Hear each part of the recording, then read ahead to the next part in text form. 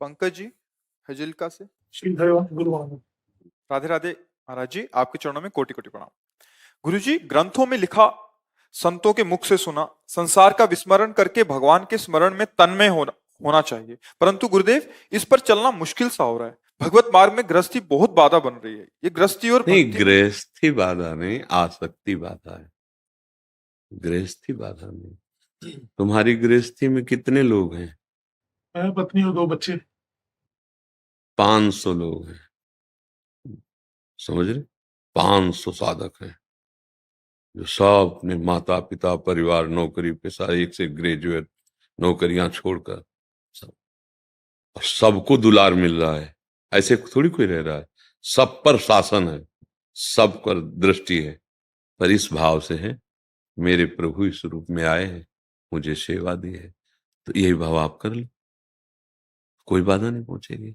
अच्छा, निरंतर चिंतन करने में जो व्यक्ति वस्तु स्थान आ रहा है, जब प्रभु पहले थे बाद में ही रहेंगे, तो बीच में बना कौन है? प्रभु ही बने। अखंड चिंतन हो रहा है, नाम जप कर रहे हैं, जहां जहां मन जा रहा है या जहां जहां हमारी दृष्टि जा रही, सबसे पहले भावना कर रहे हैं प्रभु है, और सत्य है, वही है, उनके सिवा कोई नहीं।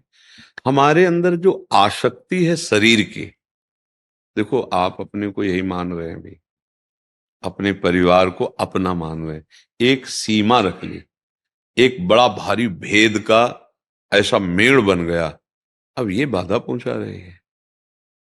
आप हमारे हैं, पक्का है। हाँ, आप जैसे हमारे सामने बैठे, जैसे एक किसी को अपने सगे भाई से प्यार होता है, अपने पुत्र से प्यार होता है, अपने सगे मित्र से प्यार होता है, उसे कई गुना बढ़कर आपसे प्यार है। पहली बार आपको देखा है, पर हमारे हृदय में ये बात है कि मेरे प्रभु इस रूप में आए।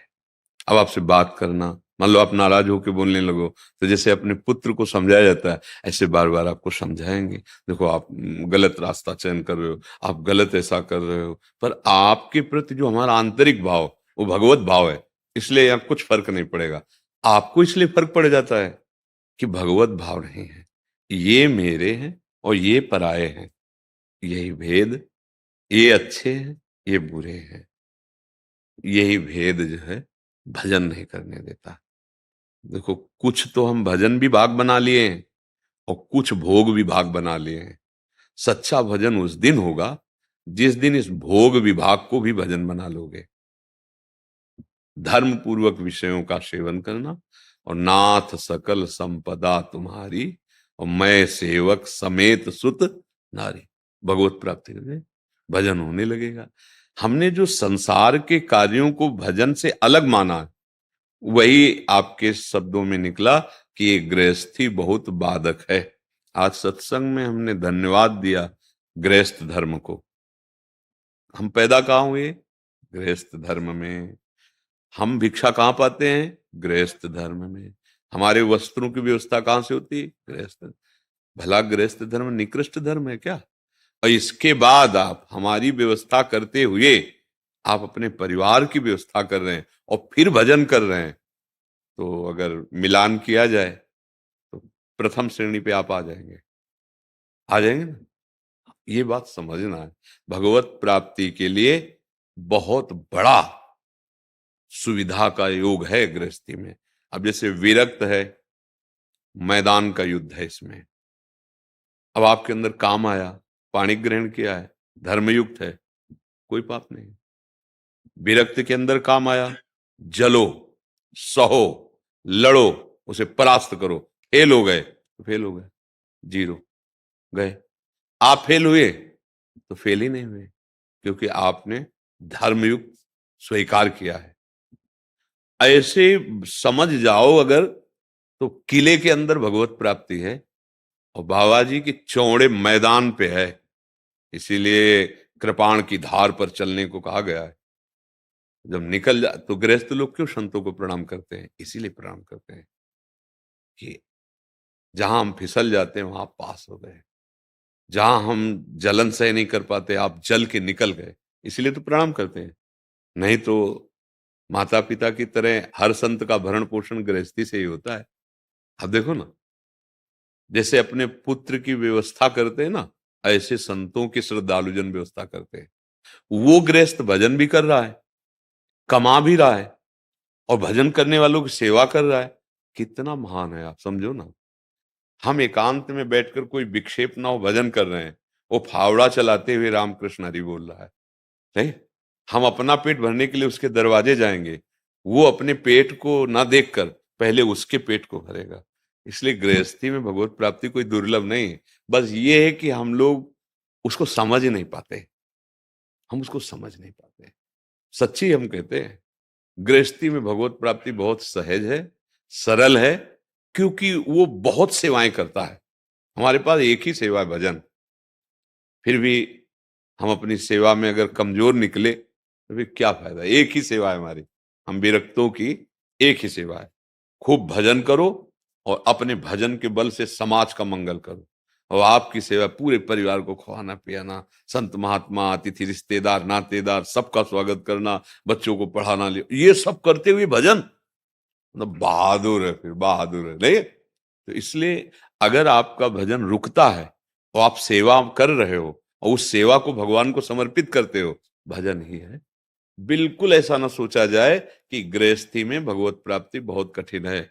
नहीं, हम उसको सुलझ करके अगर देखें तो भगवत प्राप्ति बहुत सरल है। सुबह से शाम तक जो आप कर रहे हो, बस पापाचरण से थोड़ा बच जाइए और जितना बने नाम जप कर लो और हर कर्म को भगवान को समर्पित कर दो, आप भगवत प्राप्त हो जाओगे। भगवान बड़े कृपालु, वो कृपा कर देना तो सब काम करते हुए नाम चलता रहेगा। भाई संत जन जो अभ्यास करते हैं, जैसे आप से हम बात कर रहे हैं, तो आप सोच सकते हो कि ऐसे भजन कैसे हो सकता है, नहीं। लेकिन जिनका अभ्यास हो, एक सेकंड भजन के बिना जी नहीं सकते।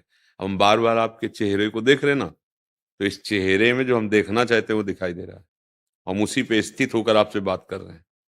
अब लग रहा है हमारी तरफ देख रहे हैं। हम जिधर अपने नेत्रों में जो बसा है ना, जिधर वो अपने दिमाग में जो बसा है ना, वो राउंड मार रहा है अपने आप।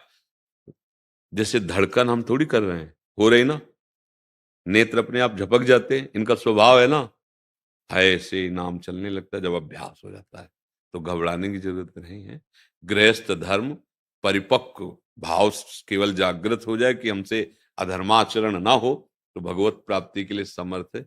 भाई जी महाराज से हनुमान प्रसाद पोद्दार जी महाराज धोती कुर्ता और गृहस्थ वेश और रात दिन भजन में डूबे रहते। ऐसी ऊंची स्थिति थी कि राधा बाबा सन्यासी लाल वस्त्रधारी जे ही चरण छुए भाई जी ने राधा बाबा के, ते ही राधा बाबा के हृदय का जो चिंतन वो बदल गया और भाई जी का चिंतन।